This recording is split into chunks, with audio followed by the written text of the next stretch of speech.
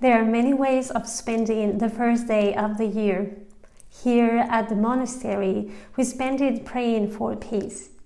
If you think you and our world could use a little more peace, this video is for you.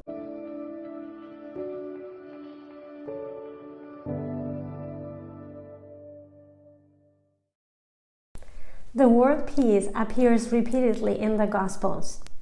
Peace was announced by a host of angels at the birth of Jesus. Peace was also the first word of Jesus when he appeared to his astonished disciples after his death and resurrection.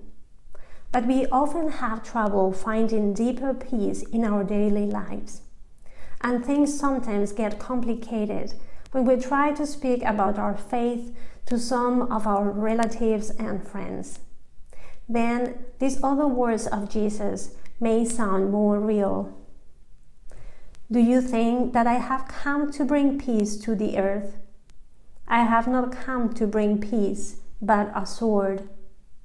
For I have come to set a man against his father, and a daughter against her mother, and a daughter-in-law against her mother-in-law.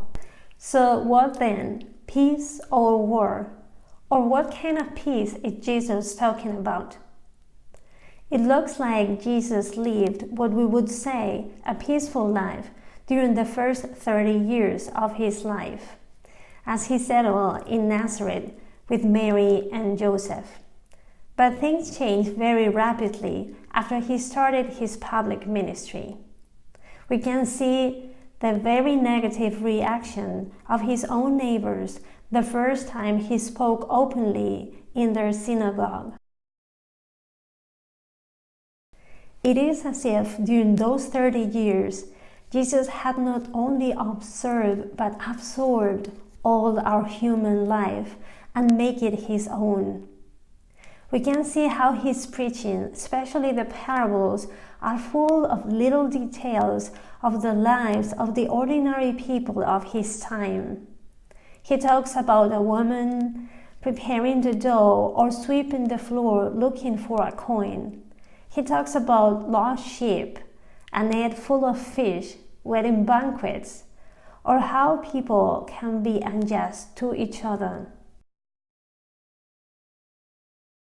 Because Jesus knows us, he can mirror to us who we are, but from a new point of view, from the eyes of God, because he is the Son of God. He knows that he is the truth, the life, the way, and we need to go to him to find a peace that the world cannot give. Paradoxes introduce a tension that cannot be resolved with our own logic, and the scriptures are full of them. We need to get into the new logic of the kingdom to see how apparent contradictions make total sense at a deeper level. Do you remember St. Paul's words, "When I am weak, then I'm strong"? That's a perfect example. If you have had the experience, it will make total sense to you. Then you have tasted the logic of the kingdom, the logic that can bring peace and meaning to our life, and a joy that nothing can take away from us. If you want to experience Jesus' peace, we need to be open to this new logic. In our next video, we'll see a practical and simple method to plant seeds of peace in our lives and in the lives of others.